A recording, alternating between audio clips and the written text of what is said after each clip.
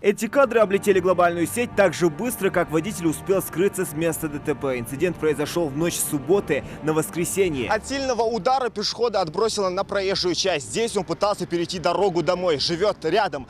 Хоть и трасса считается центральной, но слишком оживленной ее не назовешь, тем более 8 часов вечера. Наверное, поэтому пешеход решил спокойно перейти дорогу в неположенном месте. Следы крови даже после дождя до сих пор остались на месте. Если пройти еще пару шагов, можно найти еще следы. Видимо, очевидцы до приезда скорой пытались оказать первую помощь.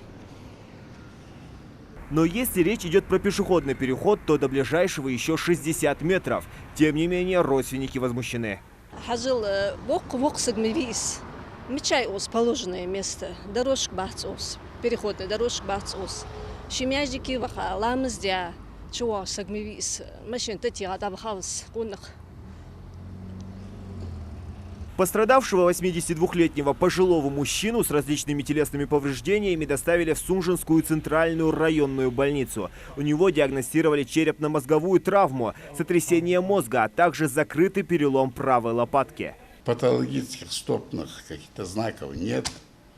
Неврологической выраженной симптоматики тоже нет. И больной переведен в травматологическое отделение. И какие прогнозы сейчас у нас?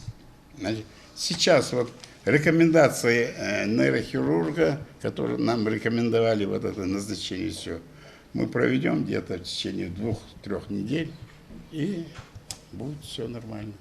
Тайное становится явным. Про искалеченного пациента врачи сообщили правоохранителям. Сразу на следующий день нарушителя удалось найти. Им оказался 75-летний пенсионер, также проживающий в Сунже, который после всех представленных доказательств дал признательные показания.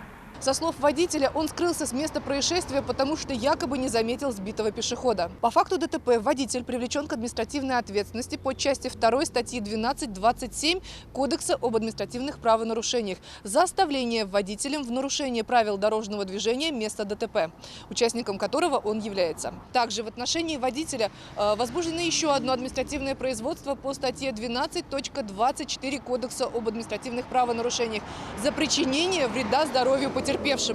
Окончательная правовая оценка действиям правонарушителя будет дана по окончании всех назначенных экспертиз. И в заключение очень хочется напомнить еще раз, что все тайное рано или поздно становится явным. Попасть в неприятную ситуацию может каждый, но необходимо правильно и с честью выйти из нее. Поэтому берегите себя и своих близких, и безопасных вам дорог.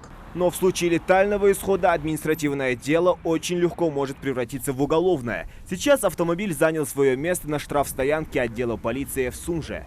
По этой 15-й вряд ли скажешь, что она после ДТП. Всего пару часов понадобилось нарушителю, чтобы провести ручной апгрейд. Переднее правое крыло и лобовое стекло как новое. Водитель успел их быстро поменять. Однако следы разводов крови видны невооруженным взглядом. Также водитель не рассчитал, что оставил на месте ДТП одну из деталей своего авто.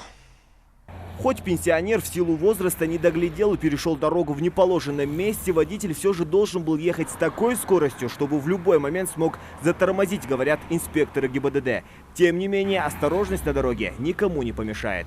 Зелимхан Калоев, Джамалей Тамасханов, Новости 24.